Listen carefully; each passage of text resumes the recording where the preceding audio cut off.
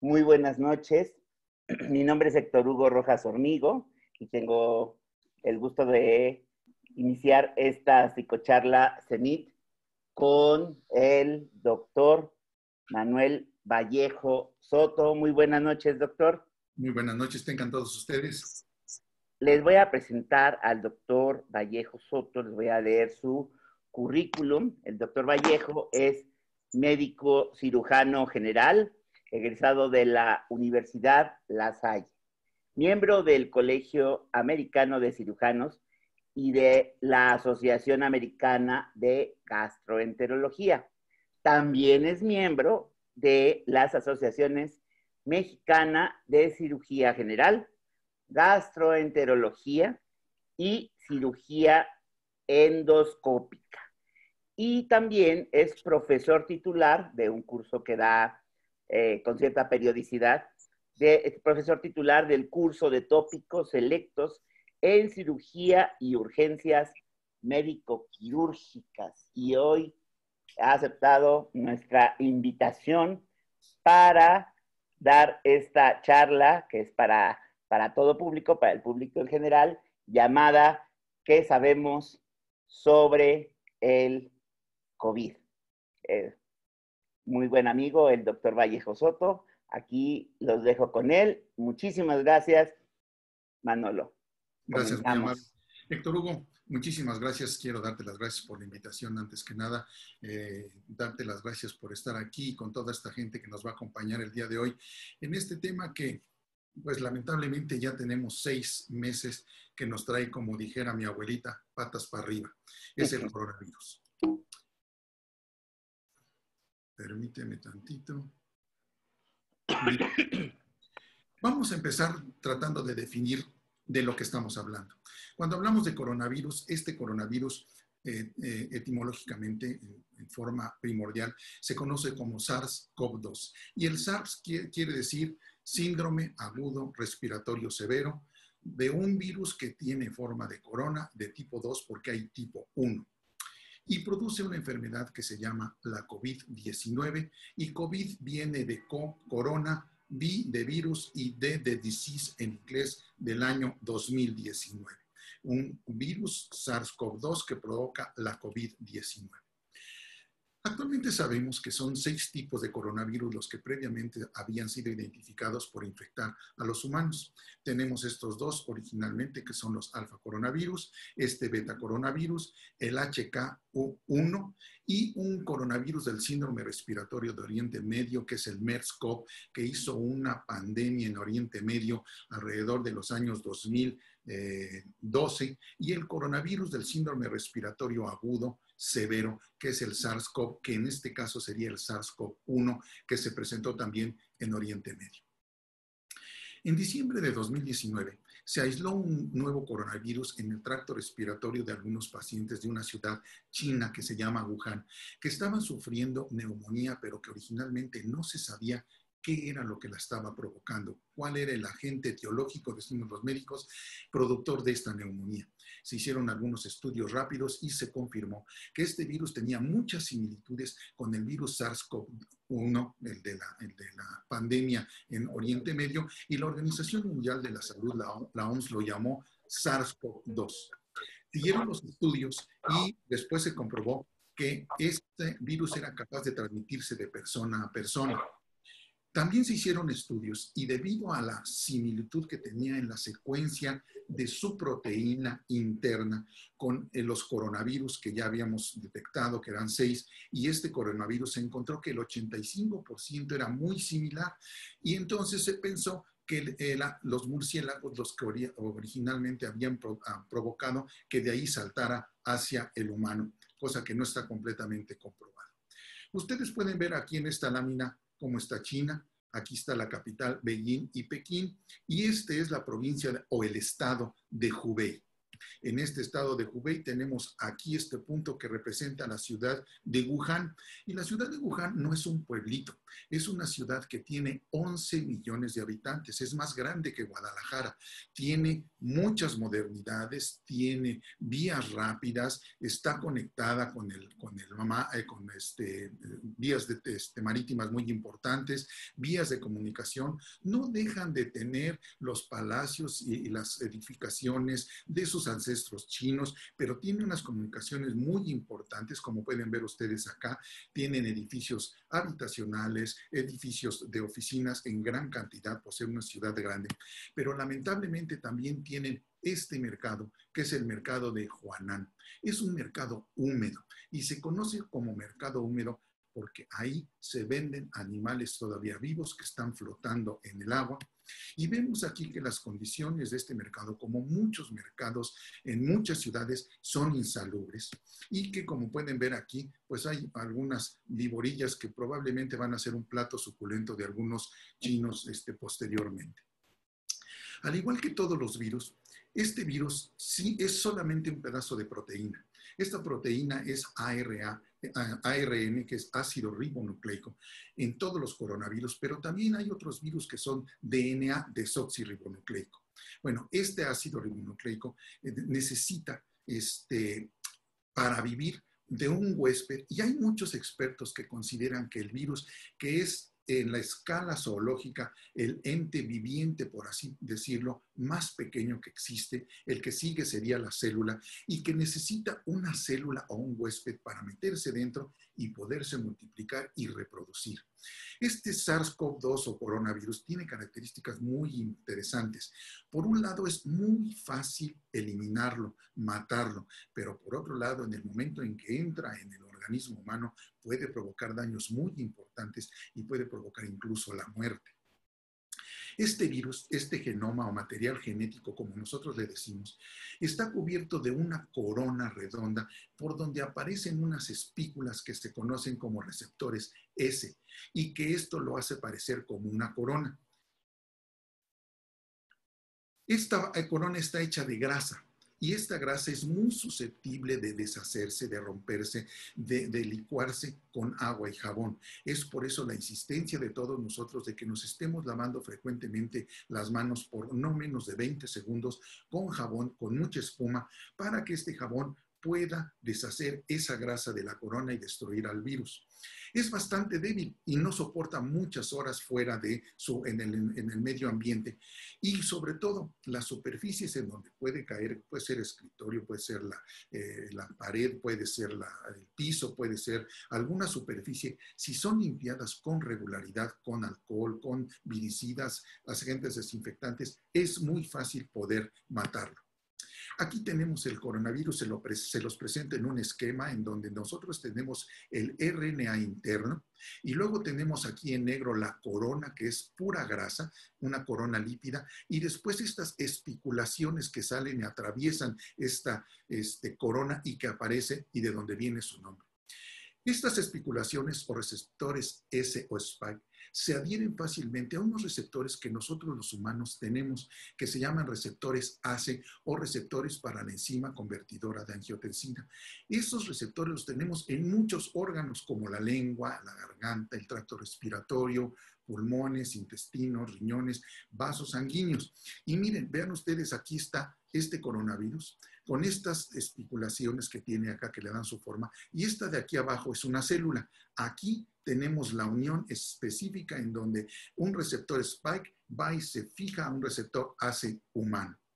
Bien, aunque originalmente se pensó que este SARS-CoV-2 venía de un murciélago o de civetas o de pangolines que estaban en el mercado o en las inmediaciones de la ciudad de Wuhan, al seguir estudiando estos virus de estos animales, nunca se pudo comprobar que estos virus pudieran infectar a los humanos o que hubiera cruce de especies.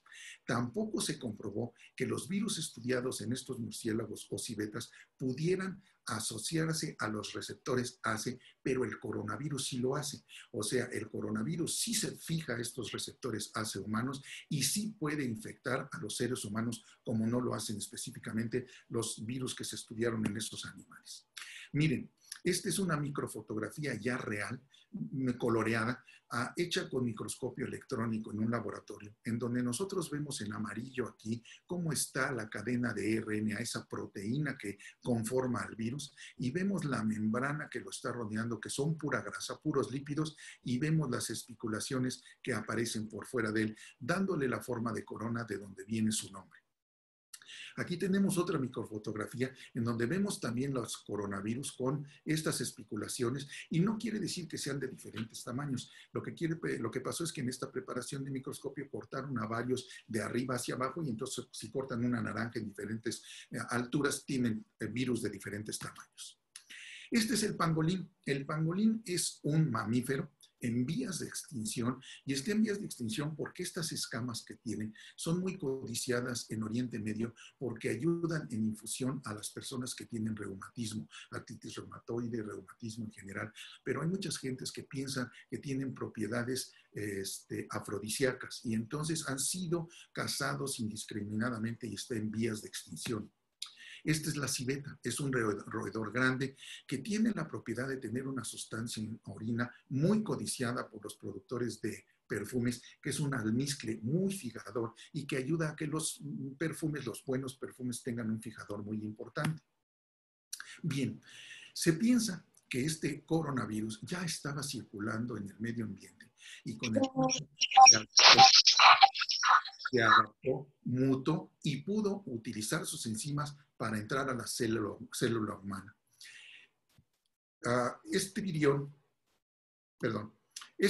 o este virus, en el momento en que entra y se contacta con el receptor AC2, la célula lo que hace es que se lo come por un proceso que se llama endocitosis. El nombre del proceso es lo de menos. Se lo come y lo mete dentro de la célula, y ya dentro el virus se acerca hacia el núcleo, hacia el centro de la célula, toma el control de la célula, toma el volante de la célula y le dice a la célula: ya no vas a producir más proteínas ni enzimas, vas a producir únicamente mi proteína y vamos a empezar a que tú me reproduzcas, y pueden reproducirse billones de virus dentro de una célula. Esto obviamente condiciona daños brutales dentro de los órganos internos de la gente, y pueden ser, como ya lo vimos, en la lengua, en los vasos, en el cerebro, en donde haya receptores y en donde haya podido llegar este virus. Esta es otra preciosa microfotografía en donde nosotros volvemos a ver aquí el virus con las especulaciones. Esta ya no está coloreada, este es real completamente. Y vean cómo aquí hay unas formaciones de aquí hacia abajo, es una célula, y vean cómo este coronavirus se va acercando, es engullido, se lo come la célula, lo mete en unas bolsitas, agranda las bolsitas, y estas bolsitas llenas de virus van a llegar al núcleo, van a tomar el control y va a permitir que empiece a reproducirse en forma indiscriminada. Vean esta preciosa microfotografía en donde estas células azules están completamente rodeadas de virus amarillos, y estos virus amarillos están esperando nada más a que la célula pueda tomarlos, meterlos y provocar la reproducción intracelular de estos virus. No hay un tratamiento específico para matar al virus, como a este virus coronavirus, como tampoco hay un tratamiento para otros virus como el virus de la gripa o el virus del dengue o el virus de la hepatitis. Como no hay tratamiento, y vamos a verlo posteriormente en la parte de tratamiento, tenemos que acercarnos hacia las medidas preventivas para ayudar a disminuir estos contagios. Y estas son 4 principales: el control de la fuente de infección, la detección temprana de pacientes, el corte de la transmisión y la protección de la población susceptible. ¿Cómo vamos a hacer cada una de estas medidas preventivas? Bueno, en el control de la fuente de infección, cerrar. El mercado húmedo de Wuhan se cerró completamente, lo cerraron. La ciudad de Wuhan la cerraron. No hubo forma de entrar ni por carretera, ni por automóvil, ni por ferrocarril, ni por avión. La ciudad fue completamente cerrada. Esa ciudad de 11 millones de habitantes fue cerrada completamente para contener la infección. En el corte de la transmisión lo vamos a ver posteriormente en un ratito más en cuanto hablemos del contagio y la protección de la población susceptible. La población susceptible son gentes arriba de 60 años, ancianos y personas que tengan diabetes, hipertensión u obesidad. ¿Cómo se contagia este virus SARS-CoV-2 o virus de la COVID? Bueno, se contagia por 3 formas: la transmisión de gotas, la transmisión aérea y la transmisión por contacto. La transmisión en gotas se presenta cuando tosemos, estornudamos, hablamos, cantamos, gritamos, o cuando hay una intubación y están colocando en el tubo al paciente en terapia intensiva, hay una salida, hay una salida de pequeñas gotas que pueden y que llevan virus y que pueden infectarnos. La transmisión aérea es a través de pequeños aerosoles que son microgotas, mucho más pequeñas que las gotas normales, que nosotros les llamamos gotículas, que pueden estar o quedar suspendidas en el medio ambiente y provocar la infección, o la transmisión por contacto, que puede ser un contacto directo cuando estamos cercanos de una persona que está potencialmente infectada o infectada, o en contacto indirecto. Contacto indirecto es que una persona que trae el virus, que esté infectada con o sin síntomas, tose, avienta las gotas y las gotículas, cae en una superficie que puede ser cualquiera, un manubrio, un volante, un objeto cualquiera que sea. Yo toco ese objeto con los virus ahí y me toco después ojos o nariz o boca, las orejas no, por ahí no entra el virus y me contagio indirectamente desde esta persona. ¿Qué entendemos por contacto cercano? Un contacto es una persona. Y un contacto cercano es aquellos en los que tenemos una convivencia relativamente cercana, como pueden ser las personas que cohabitan en una habitación o en una casa. Todo el personal médico que trabaja y todo el personal que trabaja en los sistemas de salud, llámese enfermeros o enfermeras, camilleros, médicos, etcétera, y también aquellos que van en el transporte, gente que va infectada, que no lo sabe o que inconscientemente va viajando, tocan los tubos, tocan el taxi, tocan el metro, cualquiera puede infectar a mucha gente precisamente por este contacto indirecto como contacto cercano. Este es un artículo que salió hace menos de 3 semanas, en donde se hizo con una técnica especial, que una persona estornudara, nada más estornudara, y vean cómo salieron gotas grandes y gotículas, esto a una distancia de 50 centímetros. Con la misma técnica se hizo la medición a 1,10 metros y vean cómo las gotas grandes ya van cayendo, pero hay muchas gotas, aerosoles y gotículas que siguen estando a 1,5 metros. Por eso es que se dio la distancia de 2 metros para la sana distancia. Y hace poco, hace unas 3 semanas, se hicieron los estudios y se vio que hay aerosoles que se quedan flotando en el medio ambiente y que si no hay corriente de aire pueden permanecer un tiempo ahí e infectar a las personas. Por eso se pidió que las iglesias, que los gimnasios, que los centros cerrados, cualquiera de estos, tuvieran ventilación, para que al tener ventilación pudiera el aire llevarse estas pequeñas gotículas y que no infectara a las personas. Aquí vemos el estudio completo. Está el estornudo, las gotas grandes, las gotículas que van bajando, las que van cayendo y estas pequeñas que se quedan aerosoles flotando en el medio ambiente, provocando o pudiendo provocar una infección. Entonces, ¿cómo vamos a tratar de evitar la transmisión de la COVID-19? Primero, lavándonos las manos con frecuencia, porque en las manos son, como tocamos todo, son superficies o son objetos o son personas que al tocarla pueden estar infectados, traen el virus en las manos, nos contagiamos al tocarnos la cara, los ojos, la boca o la nariz. No hay que tocar la cara sin lavarnos las manos. Se han hecho estudios y una persona puede llegar a tocarse hasta 22 veces la cara en 1 hora.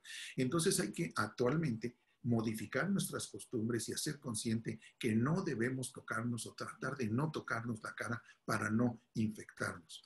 Hay que desinfectar regularmente la superficie que tengamos y estas superficies y objetos van desde el celular, que es un foco de contagio muy importante, el teclado de la computadora, cualquiera que ésta sea, el escritorio, todas las superficies en donde podemos llegar si vamos a ver al médico, la recepción que debe de esterilizarse, escritorios, etcétera, que tenemos o que tocamos accidentalmente ahora en esta pandemia. Debemos de alejarnos de las personas que tosen. No sabemos si tosió porque tiene alergia o porque trae una gripa o porque trae una COVID. Entonces, ante paciente que tose o estornuda, aléjense inmediatamente. Aunque los vean feos, aléjense. No tienen tiene más importancia que ustedes no se contagien. Si por el contrario les toca a ustedes toser o estornudar, háganlo con el ángulo interno del codo, en lo que se conoce como el estornudo de etiqueta, que ustedes lo ven acá, y van a tratar de disminuir la diseminación de esas gotículas.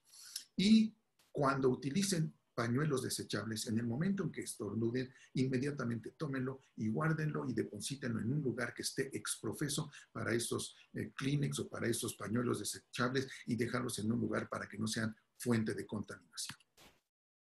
De tal forma que si nosotros nos lavamos frecuentemente 20 segundos con abundante espuma, si nosotros desinfectamos, sanitizamos, esterilizamos las superficies, vamos a hacer que este virus se destruya y que se provoque su muerte y que no haya contagio.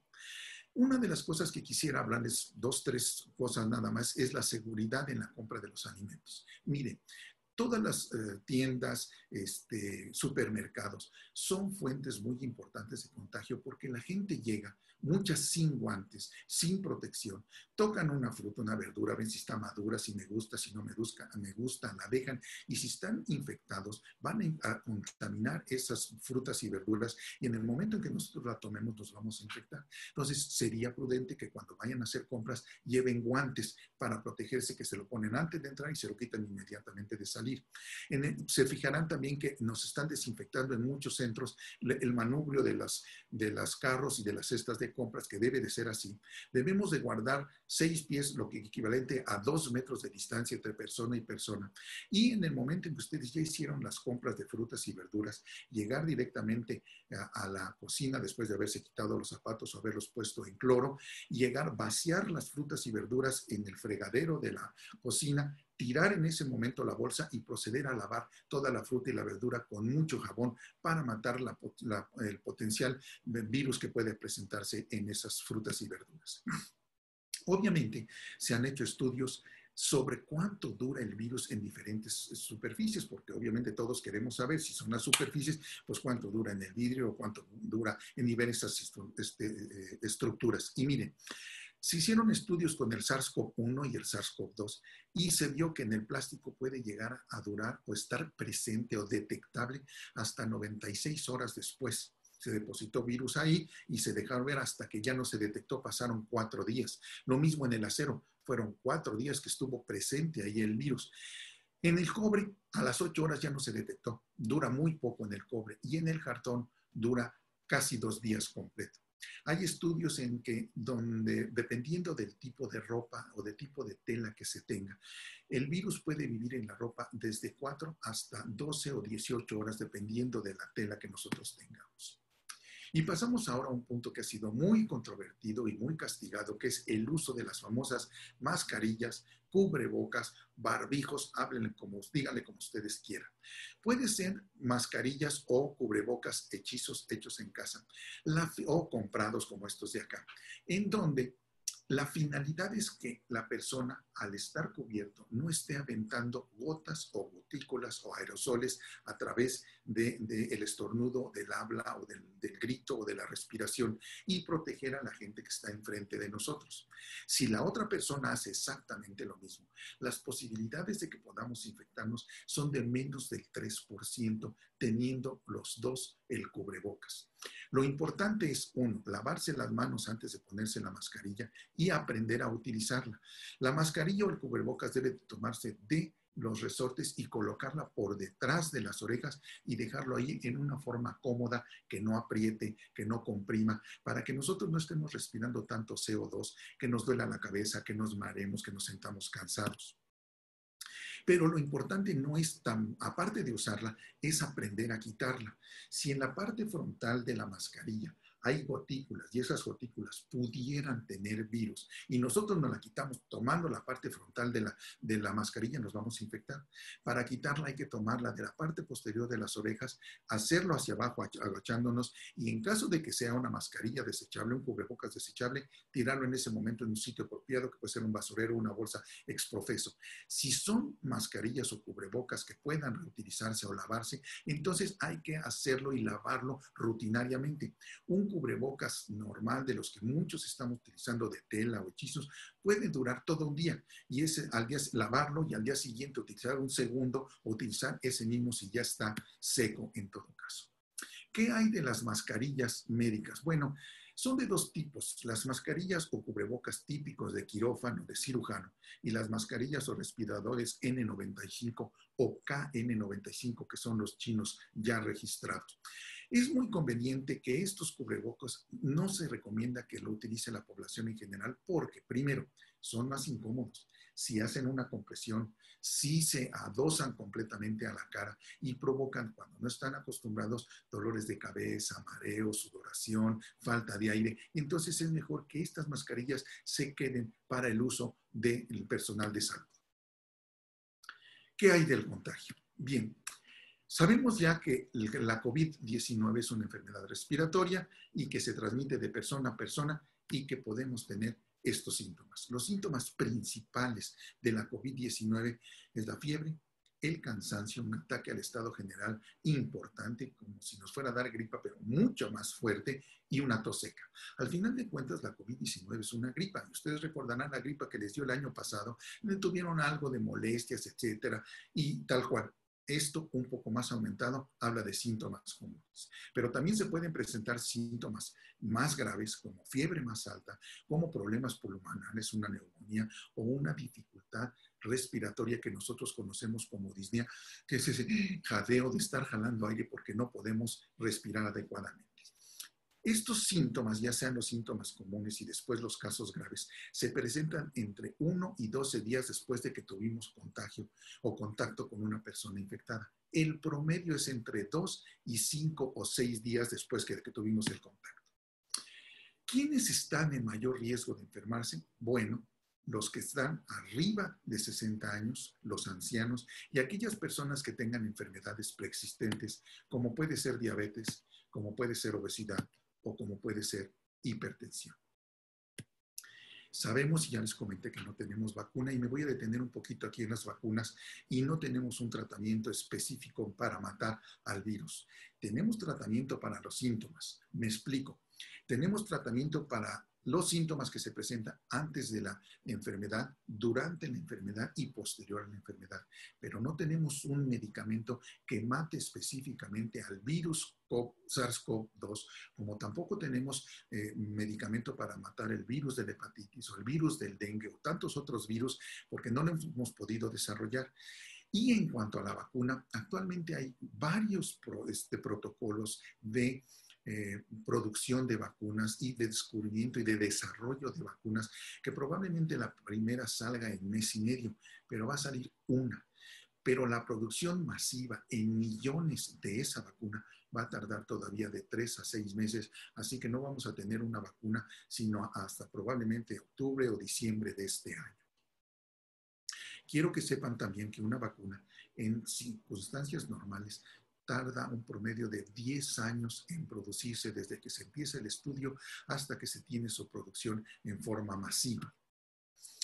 Probablemente esta sea la lámina más importante que quisiera que ustedes tomaran en cuenta porque me va a permitir tranquilizar a mucha gente que está muy nerviosa en cuanto al contagio y los síntomas de la COVID-19. Miren, del 100% de la población, el 30%, 30 de cada 100, no va a tener síntomas.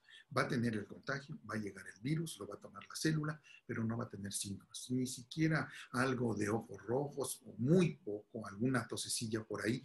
Va a terminar su periodo y lo más importante es que va a salir inmune con producción de anticuerpos y va a quedar defendido. Posteriormente, el 55% de la gente va a tener síntomas muy pequeños, muy moderados, como la gripe que tuvimos el año pasado.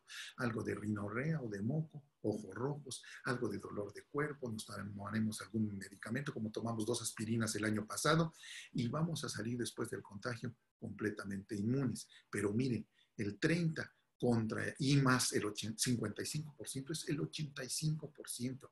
Más de 3/4 partes de la población va a tener contacto, se va a contagiar y va a desarrollar inmunidad, va a protegerse y no va a haber ningún problema, para que ustedes estén tranquilos. Los problemas empiezan con este 10% en donde los síntomas moderados empiezan a agravarse, hay un poco más de fiebre, me siento muy mal, creo que me está faltando el aire y entonces tendrán que ir al hospital y ahí se tomará la decisión de si se hospitalizan para darles nada más oxígeno o darles aparte algunas sustancias, medicamentos para ayudarlos. De ahí pasamos al 5%. Ya pasamos el 95%, estamos con el 5% en donde va a haber síntomas críticos, síntomas severos, van a llegar al hospital y probablemente van a llegar a una unidad de cuidados intensivos en donde habrá necesidad de intubarlos, colocarles el tubo, colocarles oxígeno y colocarles los famosos respiradores para ayudarles a estas gentes. A estos 5% nada más van a tener dos salidas. O se salen inmunes como el resto de la población o lamentablemente el 50%, o sea, de 1 a 3 de este 5%, fallecerá por la enfermedad. En esta otra lámina, quiero que se fijen, por favor, nada más en la línea azul y en estas dos líneas. Esta línea negra es el inicio de los síntomas, el día 1. Obviamente ya tuvimos en la semana o en las 2 semanas anteriores contagio con el virus, nos infectamos y empezamos con los síntomas. Antes de los síntomas, el organismo, como ya tuvo contacto con el virus, entonces empieza a producir anticuerpos y empieza a hacer positiva la prueba que hace la confirmación de que estamos infectados, principalmente entre la primera y la segunda semana, sobre todo la primera semana. Esta va bajando la positividad de esta prueba, pero va haciéndose positiva la aparición de los anticuerpos. Esta curva de aquí es la de los anticuerpos que nosotros conocemos como inmunoglobulinas M o IgM, que son los anticuerpos que se presentan en ese momento de la infección. Y la IgG, que es la que produce y la que se guarda para darnos a nosotros protección indefinida y quedar nosotros protegidos. Quiero que tomen en cuenta también que la enfermedad, la COVID-19 producida por el SARS-CoV-2, tiene una duración de 2 semanas, 14 días. Así como la gripe tiene 2 o 3 días, una diarrea tiene una duración de 3 a 5 días, una hepatitis alrededor de 3 a 4 semanas, la COVID tiene 14 días de duración y por eso es el confinamiento, lo mal utilizado cuarentena, en donde tienen que estar aislados en su casa durante 14 días, porque es el tiempo en donde la enfermedad llega a su máximo y después desaparece en esos 14 días. ¿Cómo se hace la prueba para el diagnóstico de la COVID-19? Bueno, se hace un hisopado, o sea, un pedacito de algodón que nosotros llamamos hisopo, unido a un pequeño palito, se mete por la nariz y se toma una muestra de la parte posterior de la nariz y también a través de la garganta en la parte inferior. Esto se deposita en unos pequeños tubitos especiales, se lleva al laboratorio y se provoca una reproducción de estos virus, de esta proteína, lo que se llama una amplificación, y en esa amplificación se colocan colorantes que se van a detectar. Y si se detecta después de la ampliación o de la amplificación, si hay material genómico, RNA del virus, la prueba es positiva y se reporta como sí detectado. Si después de la amplificación no se detecta colorante porque no hay virus, porque no hay RNA, entonces el resultado es negativo y se lo reportan como no detectado. Vamos ahora al tratamiento. Del tratamiento, bien, hay 2 pilares importantes, 2 grupos de gentes importantes. Aquellas personas que no tienen datos de gravedad y que tienen la obligación, entre comillas, de avisarle a su médico a una unidad COVID, porque es la única manera de que nosotros sepamos cómo estamos de incidencia de infección y tomar las medidas adecuadas, saber cómo va nuestra curva de infección, cuántos infectados hay, cuántos están mejorando, cuántos lamentablemente están falleciendo. Entonces, avisar, pero quedarse en casa.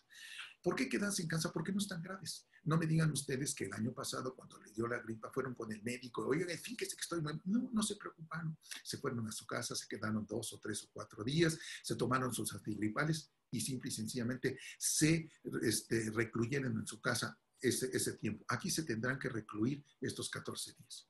Si durante este confinamiento, durante este encierro, la fiebre aumenta, Sí se ponen más malos, les falta el aire. Hay esto que nosotros decimos disnea, o que ahora con los aparatitos que se llaman oxímetros, su saturación empieza a bajar y llega por abajo de 90, entonces tendrán que acudir a un hospital o a un hospital COVID para que tomen su caso en cuenta, lo tomen como una relación, sepan de ustedes y que tomen la decisión si se va a hospitalizar para dar tratamiento, para dar oxígeno y tratamiento, o si hay necesidad de que lleguen a una unidad de terapia intensiva. Ya les había comentado que no tenemos tratamiento para matar a ninguno de los virus. Entonces, lo que vamos de tratamiento son medicamentos que van a ayudar a los síntomas del paciente. Y estos medicamentos sintomáticos pueden ser, por ejemplo, el acetaminofeno, el paracetamol, que sí lo damos para quitar los dolores del cuerpo, el dolor de cabeza, el malestar. Es una enfermedad gripal. Todos los coronavirus son virus de gripa, entonces hay que dar antigripales, tomarlos 3 veces al día. Antiinflamatorios porque necesitamos bajar la inflamación que el organismo produce contra esta infección. Inhalaciones con eucalipto o mentol o con los dos 3 veces al día, y hacer colutorios que ustedes conocen como gárgaras con bicarbonato, una tercera parte de una cucharadita cafetera en una tercera parte de un vaso de agua, se revuelve y lo hacen gárgaras 2 o 3 o 4 veces al día. La tercera parte de una cucharadita cafetera en la tercera parte de un vaso con agua, lo revuelven y hacen estos gárgaras de 2 a 3 o 4 veces al día. Hay otro tipo de tratamientos que damos, no nada más como sintomáticos, sino que ya van orientados específicamente al tratamiento de lo que produce el virus y sus consecuencias. Pueden ser antibióticos, pueden ser medicamentos que inhiben la replicación del virus, no los matan, pero inhiben su replicación, como es la ivermectina o la hidroxicloroquina o la cloroquina, o los inhibidores de interleucinas.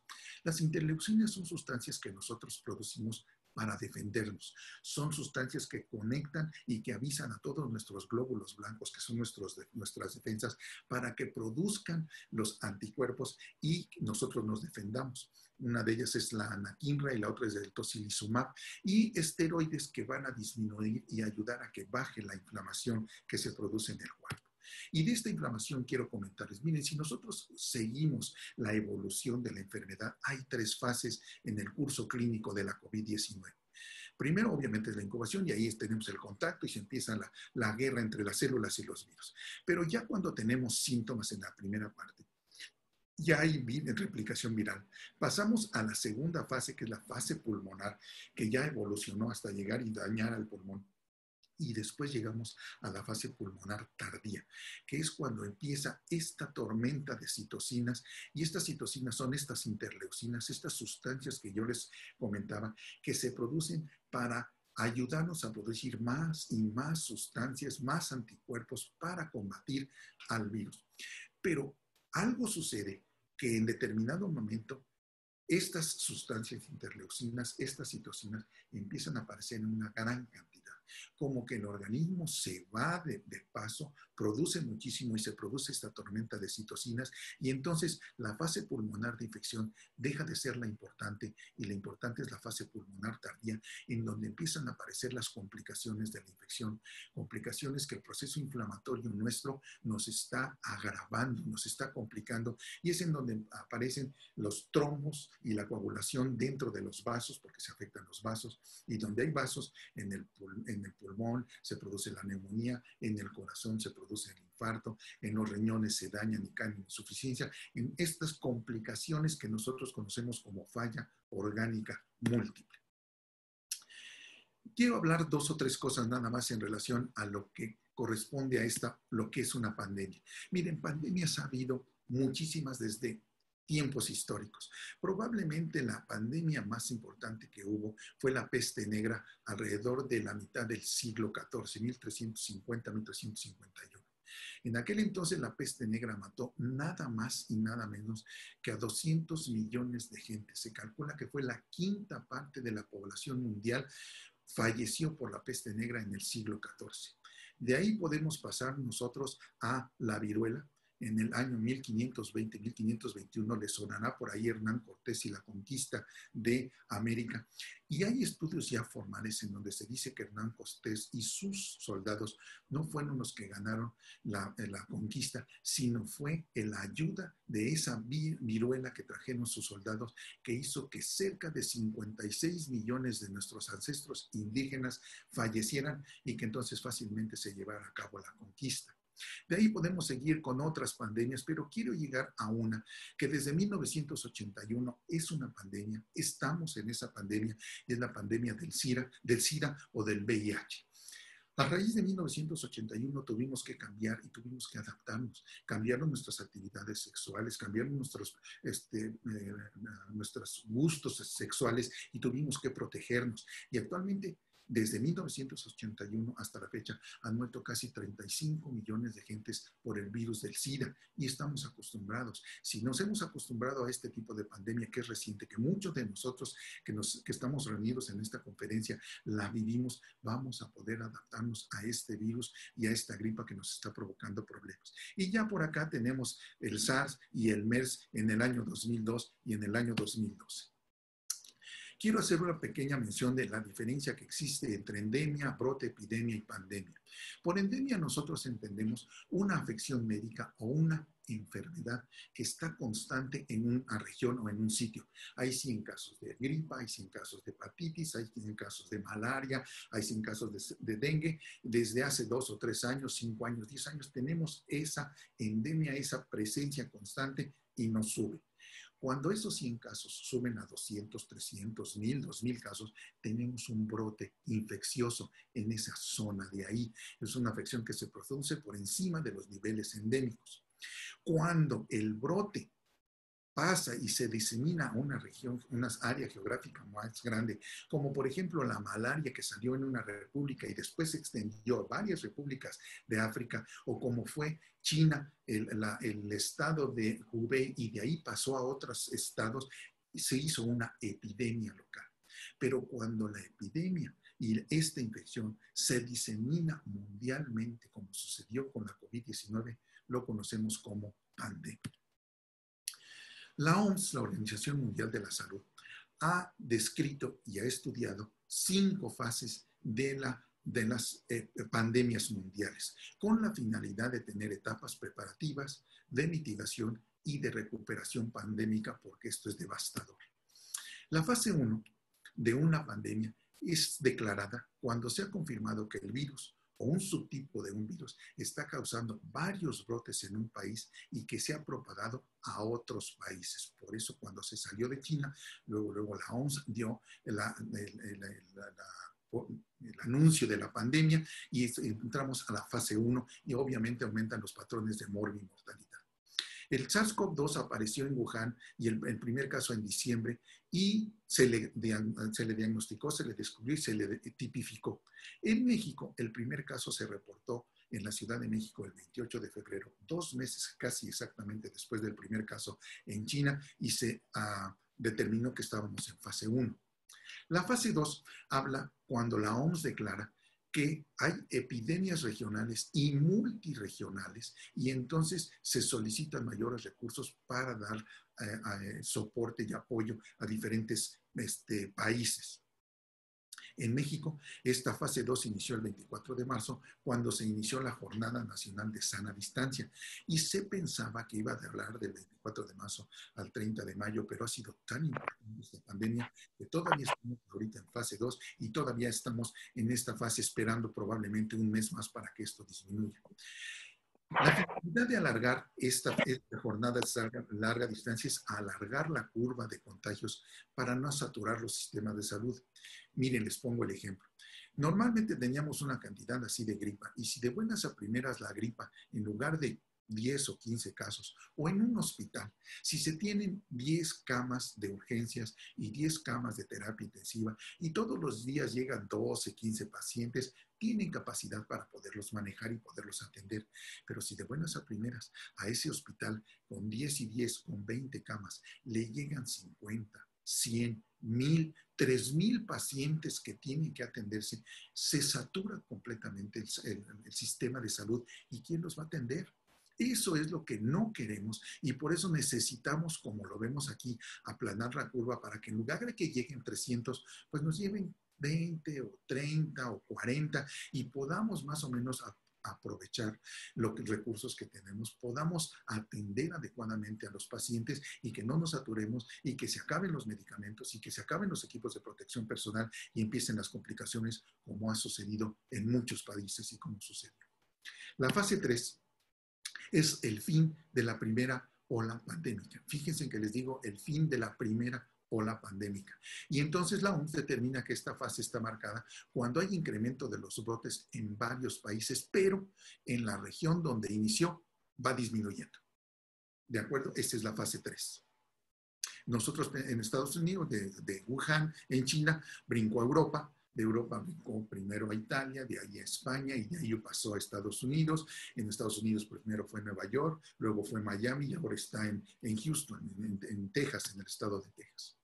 La fase 4 es cuando hay una segunda ola de casos y ya se sabe, ya está estudiado que van a haber más olas de casos. No es que sean reinfecciones, sino que van a haber más olas de infecciones. Y esto en México comenzó la epidemia en el marzo de 2020 y se calcula que 3 a 9 meses después, probablemente a finales de este año, desde julio para adelante, haya unas nuevas olas y ya lo estamos viendo. Por eso es que el famoso semáforo de rojo pasó a naranja y volvió a regresar porque hubo esta segunda ola de casos y se van a presentar estas olas. Así se presente nuestro subsecretario y haya tratamientos o no, va a haber estas segundas olas de casos que se presentan entre 3 y 9 meses después de la primera oleada. Y por último, la fase 5. La fase 5, la Organización Mundial la informará y nos dará el conocimiento cuando la pandemia finalice. Lamentablemente, una pandemia finaliza 2 o 3 años después de que inició en China. Aquí calculamos que nosotros vamos a tener el fin de esta pandemia a principios del 2022 o a principios del 2023. Será cuando podamos entrar a esta fase 5 y podamos decir, por fin pudimos vencer a esta pandemia. ¿Qué pasó con estas fases en México? La fase 1 fue la importación de virus. Había gentes que estaban en China, que se infectaron allá, que vinieron a México y aquí desarrollaron la enfermedad. Esa fue la fase 1. La fase 2 fue cuando estas gentes empezaron a contagiar a otras y estas a otras y estas a otras y entonces hubo una transmisión de persona a persona independientemente de que ya no estaban saliendo del país. Y la fase 3, que es en la que estamos, fue cuando el número de casos aumenta a miles y hay regiones, estados, ciudades que están teniendo una importantísima infección por el coronavirus en esta fase 3 en México. Con esto quiero darles las gracias por estar presentes y haberme dado su tiempo. Y yo espero que en unos meses podamos haber dicho, nos protegimos y ganamos la batalla contra la COVID-19. Muchísimas gracias. Muchas gracias, doctor, por tu clara y didáctica presentación. Yo creo que es muy importante dar datos realistas y también pues dar la justa dimensión. Bastante información amarillista tenemos en los noticieros, o sea, sí es una situación grave, sí lo es, pero sí se magnifica y yo creo que ahorita lo importante es que podamos estar lo más tranquilos posible, cuidándonos, ¿no? Y yo creo que es lo más importante ahorita, ¿no? Perfectamente. Sí, aquí tenemos unas preguntas que te voy a leer. Dice acá Raúl, ¿por qué es necesario cambiarse de zapatos al llegar a casa? Bueno, muy buena pregunta, porque existe la posibilidad de que el coronavirus esté en el piso y que no haya muerto, que no haya fallecido por el tiempo que está en el concreto, puede llegar a durar entre 1 y 2 días.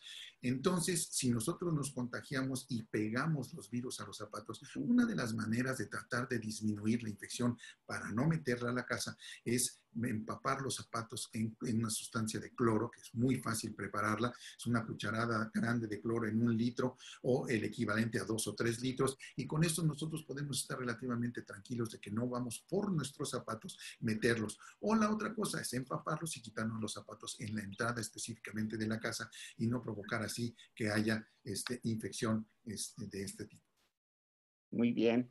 Aquí manda saludos Julia Aguayo Rayas. Muchas gracias. Jenny Castellanos, también gracias por la información. Marta Isabel Jiménez, aquí andamos, gracias. Saludos a todos. Aquí está una pregunta de Mildred Sánchez.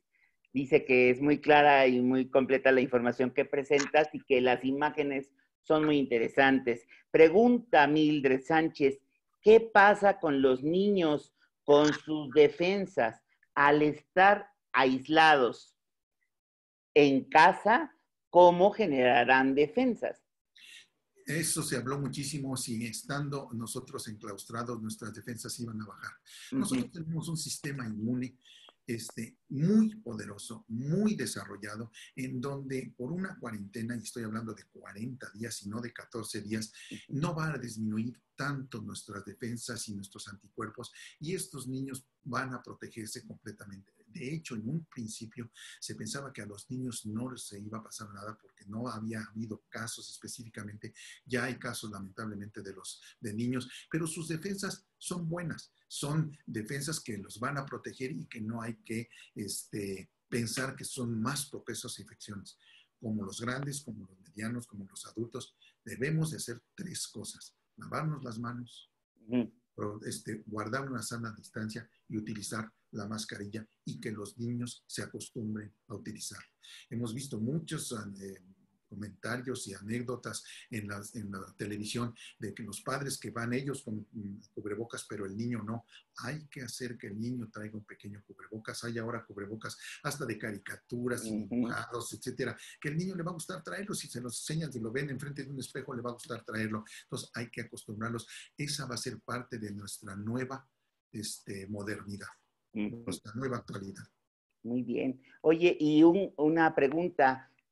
Cuando estamos en familia, pues es una cuestión de que nos vemos diariamente, cotidianamente, y pues sí hay cierta relajación de las normas.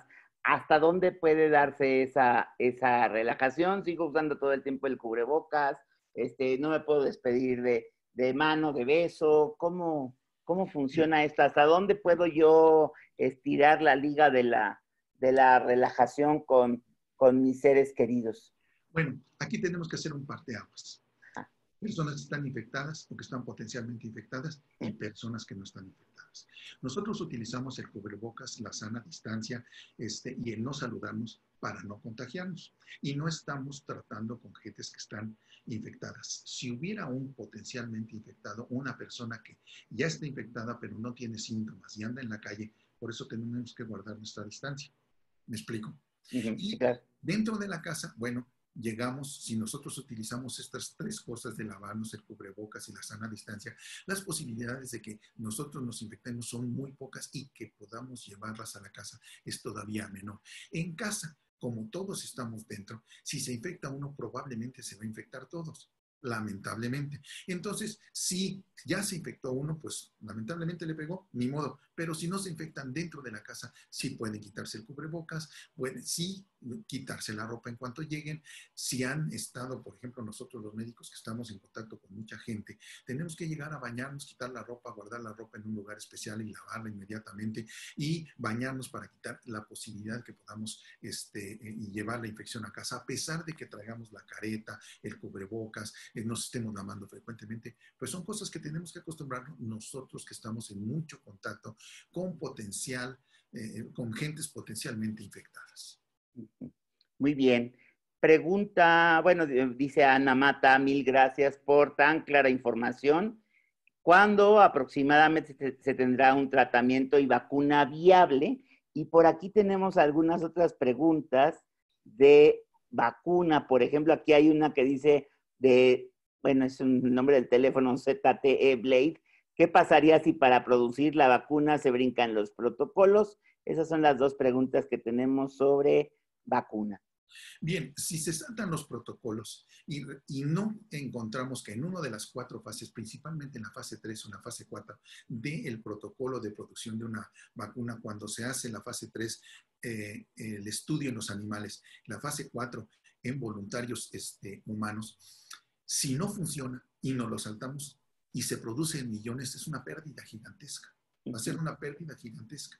Entonces, por eso tarda tanto tiempo una vacuna en producirse y tenerse la seguridad de que funciona, porque se tiene que primero aislar y luego multiplicar y luego inyectarla y luego ver la respuesta en los animales y ver si se produjeron o no anticuerpos, qué cantidad de anticuerpos, cuánto duraron los anticuerpos, si fue una protección pequeña de unos meses o semanas, o fue una protección de 2 o 3 o de 5 años. Por eso tarda tantísimo. Y en la última fase, ya en la fase de utilización en los humanos, ve si no hay efectos colaterales, si no hay producción oncológica, si no se producen cánceres que se tienen que ver. Y después de eso, la producción millonaria, que vienen gastos y gastos y gastos. Entonces, si nos saltamos los protocolos o las fases, pues vamos a tener un desperdicio de recursos que pudieran haberse aprovechado en una vacuna que sí siguiera los protocolos tal cual. Ahora hay ya diversos mecanismos para la producción de vacunas, que no viene al caso ahorita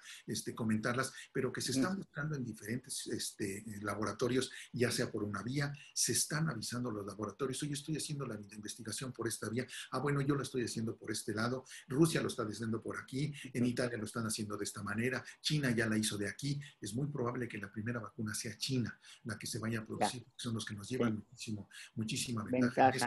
Pero sí hay muchos laboratorios que están produciendo y que están ayudando, tratando de encontrar esa vacuna. En cuanto a vacuna, en cuanto a tratamiento, no tenemos tratamiento para los virus porque el virus es una proteína y es una proteína que en el momento en que entra puede cambiar, puede variar y entonces producirse diferentes tipos de virus o un virus en diferentes formas. Y si producimos una vacuna como se produjo para el virus del SIDA de un tipo de virus, ese virus mutó y al mutar la vacuna ya no funcionó. Por eso no tenemos vacunas para el SIDA, pero está el virus. Entonces, lo único que podemos es dar tratamiento para los síntomas pre, trans y post-infección, dependiendo de la gravedad de la enfermedad.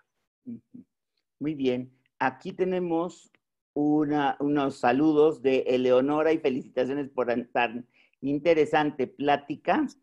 También felicitaciones por parte de Nina Marentes, de Guadalupe, muchas gracias. Y por acá tenemos otros saludos de Adelina Leal. Gracias. Y luego tenemos por acá, déjame ver, aquí hay unas preguntas muy específicas. Tenemos una de unas toallitas desinfectantes que si las encuentras tú efectivas y recomendables, se refiere a las toallitas desinfectantes Clorox. Sí, es las toallitas desinfectantes Clorox o algunas otras que vienen en el mercado sí son útiles. La concentración que tienen, esas pueden ustedes comprarlas y con esas limpiar las latas que compraron en el supermercado o algunos objetos que tuvieron contacto, como pueden ser pues algunos pomos o latas o algo que ustedes tuvieron. Con esas las pueden limpiar muy bien y estar tranquilos de que sí funcionan para desinfectar, para sanitizar y matar al virus. Sí funciona. Muy bien. Pregunta, hay algunas cuestiones acerca de medicamentos. Pregunta Luis Alberto García Segura si se puede tomar ibuprofeno. Pregunta Mari Carmen Cepeda sobre el dióxido. Y pregunta Raúl sobre el dicloro. Ok. En cuanto al ibuprofeno, sí. Originalmente habían salido artículos en que no debía de utilizarse el ibuprofeno porque se estaba viendo que los pacientes que los tomaban en China tenían mala evolución. No fue el ibuprofeno, fue la enfermedad, la evolución normal. Actualmente se puede tomar, yo diría, se debe de tomar el ibuprofeno cuando empiezan los síntomas para tratar de bajar esa cadena de tormenta de citocinas con antiinflamatorio que es muy bueno. Y la otra pregunta era, el cloro. El dicloro, sí. Conozco completamente, he oído obviamente del cloro y de esta famosa sustancia milagrosa que es un sanitizante, pero que yo no les recomendaría, aunque sé que se vende y sé que la gente lo toma, que lo utilicen porque no está comprobado que pueda funcionar. Aquí en Querétaro hubo por ahí a una gente que sacó un video en donde le estaba dando a sus pacientes hospitalizados y él vio que mejoraban los pacientes con la saturación de oxígeno de tener 82, 84, en 48 horas dándoles esta sustancia, mejoraba la saturación, pero no está comprobado. No fue un protocolo clínico médico llevado a cabo, por lo cual no les puedo decir si funciona y los dejo a su libre decisión si lo quieren utilizar o no. Muy bien, pues ahí lo primero es que habría que consultar al médico, ¿no? Para no hacer así como esta automedicación sería como muy arriesgado. Muy Sí, bien. en Y, esta plática les diría que no lo utilicen, o sea, no está claro, autorizado, no tienen por qué utilizarlo. claro. Muy bien. Hay unas preguntas acerca de alimentos, doctor. La primera es de Fabiola, dice, quisiera saber si se transmite el COVID a través de alimentos fríos, es decir, que aún no los calientas. Pregunta Z Blade, ¿qué alimentos se pueden consumir para elevar las defensas en general? Esas son las preguntas que tenemos de alimentos. Muy bien, empezando por esta última. Todos aquellos alimentos que tengan vitamina C, que son todos los cítricos, jitomate, naranja, limón, principalmente todo lo que tiene vitamina C, y esto lo pueden consultar en cualquier buscador en Google, sus alimentos que tengan vitamina C o ácido cítrico, que es exactamente lo mismo. Y si se contagia por alimentos, bueno, si una persona infectada está en casa, ustedes le dan a probar o le pasan un vaso y en ese vaso con agua ustedes beben ese vaso, se van a infectar. Si van a pasar un alimento y él comió una torta, no se la acabó y ustedes se la van a comer y el paciente está infectado, se van a infectar. Claro. Obviamente. Entonces, el calentar los alimentos o calentarlos en microondas o en el horno, si son alimentos que no están contaminados, no tienen ningún problema. Obviamente, sería muy terco tratar de comer un alimento que tuvo contacto con una persona infectada. Nos vamos a infectar. Espero contestar con eso la pregunta. Muy bien. Tenemos comentarios de Rana Rosiles, dice que más claro ni el agua. De Víctor González, muy buena presentación, que ayuda a tener tranquilidad. Ah, qué bueno. Ya por lo menos logramos uno de los objetivos en abril. ¿Verdad? Ojalá que sea en varias personas. Así sí, también tenemos aquí a Rosy Sánchez que nos dice que muchas gracias, doctor Manuel. Claro y preciso. También lo dice Jenny Villicaña. Y pregunta a Ana Luisa Insunza, ¿y si hay prueba, qué tanto tiempo después es detectable el anticuerpo? Ok, como vimos en una de las gráficas, la enfermedad empieza en el día 1, el 1 de febrero, por decirlo así, y ya los días anteriores se empezó a producir la sustancia que se va a detectar a través del hisopado y de la prueba. Ya en ese momento todavía no hay anticuerpos. Hasta después de la primera semana, después del sexto, séptimo día, los anticuerpos ya van subiendo y es posible detectar los anticuerpos. Los anticuerpos se van bueno, primero la prueba de la nariz se va a utilizar para hacer el diagnóstico, si estás o no estás infectado. Si es en los primeros días, existe posibilidad que salga negativo, pero ante un paciente que sale en la prueba negativa, pero tiene muchos síntomas y sospechamos que está infectado, hay que recluirlo, que se vaya a su casa 14 días y probablemente repetir la prueba a los 7, a los 6 o 5 o 6 o 7 días, la prueba de la nariz para ver si está positivo. Si sale positivo, pues obviamente ya está infectado, ya lo corroboramos y entrará a la estadística. Y después del quinto, sexto, séptimo día se pueden empezar a hacer las pruebas de anticuerpos para detectar si ese paciente ya tuvo la infección y si se está protegiendo adecuadamente. Entonces, van más o menos enlazadas primero la prueba del hisopado y después la de los anticuerpos para dar la positividad de infección y después la positividad de protección. Muy bien. Pregunta Carla Brito, ¿cree usted que el regreso a clases sea en este año? Muy buena pregunta. Yo creo que no. Yo creo que vamos a tener que acostumbrar a la teleconferencia en donde todos los alumnos van a tener que estar en la computadora y yo creo que se va a poder hacer algún mecanismo en donde al doctor Manuel Vallejo se le va a dar este número de clave y con ese número de clave en el momento en que estemos en la escuela vamos a saber si él se conectó y no se conectó, si se conectó o se desconectó para poder saber si está aprovechando o no las clases y estar en presencia virtual de la clase, como puede ser la presencia en un congreso o como puede ser la presencia en conferencias, saber con ese número que probablemente sea relacionado con algo que sea muy personal para saber si esa persona está presente en clases o no, y va a ser parte de nuestra nueva manera de educarnos. Yo quiero comentarles que, por ejemplo, casi el 100% de los congresos médicos a nivel mundial, por ejemplo, el Congreso Americano de Cirujanos, en donde nos juntábamos cerca de 14, 15 mil cirujanos de todo el mundo, va a ser virtual, va a ser completamente virtual.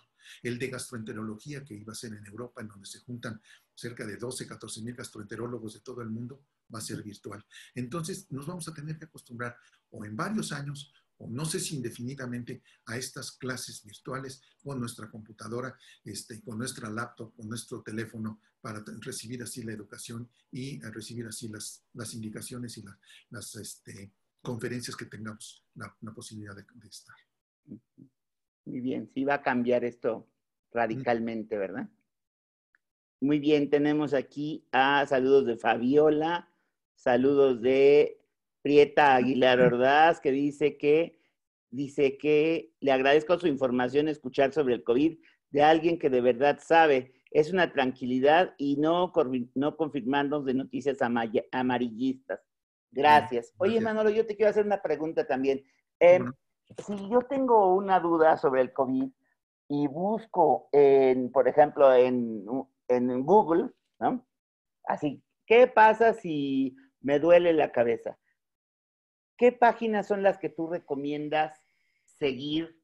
Le creo a una revista de difusión general, le creo, no, probablemente yo como público en general no busque en una revista médica, pero entonces, ¿a qué otro tipo de publicaciones puedo yo confiar? Fíjate que si ustedes se meten ahorita a cualquier buscador, y los invito a que lo hagan una vez terminando esta plática, en el momento en que abren un buscador ya hay una pequeña pestañita que dice COVID-19. Si ustedes se meten ahí, se va a abrir inmediatamente a una serie de informes y de notas verdaderas, creíbles, nada más con esa pestañita que tenemos en ese buscador. Por el otro lado, prácticamente todos los estados en la República pusieron el COVID-19.cro.quintanaroo.baja California. Le dan ustedes y ahí hay una serie de documentos, ya sea fotografías o iconografía, dibujos, consejos, que no son amarillistas porque son de parte de la Secretaría de Salud y de parte del gobierno de cada estado. Y aparte está la covid19.gov.mx, en donde vamos a poder conseguir ahí desde las aplicaciones, desde estadísticas de cómo estamos, para no estar oyendo tanto. Y yo de veras sanamente les recomiendo, no oigan tantas noticias, aunque sea morbosamente, no oigan tantas noticias del COVID-19, porque llega una enfermedad que se llama no sé qué, en donde... Infodemia. Exactamente, en donde nos saturamos y estamos así de tanta información mala, amarillista, que ya falleció, que ya... Miren, lamentablemente las cosas pasan, pero ¿qué ganamos con enterarnos de todo lo que está pasando? Que si están saturados los cementerios, que si los crematorios, ya hay uno aquí que no está legalizado, etcétera. Todo eso es información que la verdad no deberíamos de hacerle caso, sino meternos específicamente. Queremos saber cuántos casos hubo, cómo vamos, etcétera. Háganle caso a páginas que estén registradas específicamente por el gobierno y por la Secretaría de Salubridad, para que no se llenen de tanta mala información.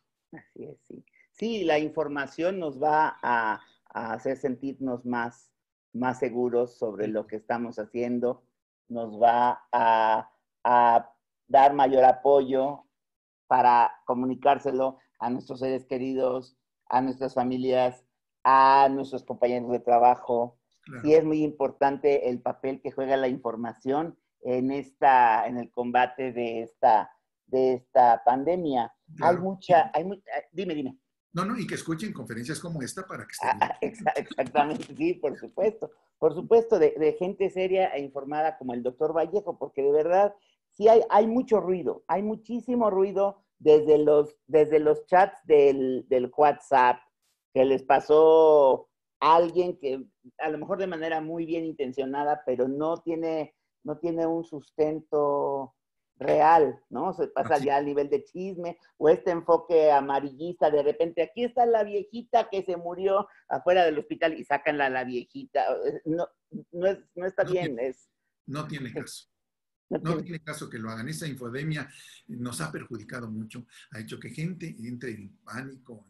De veras, yo he visto pacientes, no me lo van a creer, que no salen del cuarto, no de la así casa, es. no salen del cuarto, están cubiertos, traen 3 o 4 camisas, 3 o 4 pantalones, traen la careta, aparte de la careta traen gogles, traen doble o triple cubrebocas, lo hemos visto. Y esto es Claro. lamentablemente por toda esta información, en las cuales hay que platicar con ellos, platicándolos con seguridad, con tranquilidad, se puede disminuir esta crisis de ansiedad que han padecido muchísimas personas. Así es, Manuel. Muy bien. Doctor Vallejo, ¿algo que quieras decir para cerrar nuestra interesantísima charla Yo del les día de hoy? primero agradecerte a ti la invitación, ha sido un honor que me hayas invitado, ha sido una experiencia muy bonita hacerla toda esta recopilación que desde el punto de vista médico, hacerla para poder entregar a ustedes. Les recomiendo muchísimo, por favor, que hagan esas 3 cosas. Se laven las manos frecuentemente, usen su mascarilla, cubrebocas o barbijo y guarden una sana distancia. Es preferible que se alejen de las personas, que guarden su distancia y que ahorita, si no tienen que salir, quédense en casa. Yo sé que hay gente que tiene que salir, conocemos a mucha gente que tiene, pero sale, que haga su trabajo y que regrese. Es lo mejor que podemos hacer para no difundir esta pandemia, este virus que nos ha traído patas para arriba, como les decía cuando empezamos esta conferencia.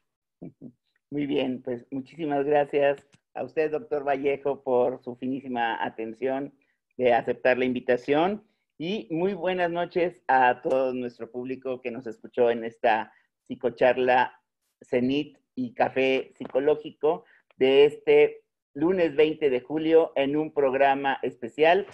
Usualmente nos reunimos los martes, pero por la importancia del tema decidí abrir un espacio en cuanto tuvimos la oportunidad de tener esta charla. Esta información es, sin exageración, vital. Muy Entonces, bien. Quiero darle las gracias a todas las personas que nos acompañaron así es. directamente en la computadora. Les agradezco su compañía, su tiempo y su interés por estar con nosotros. Muchísimas gracias. Pasen una muy buena noche. Así es, muchísimas gracias.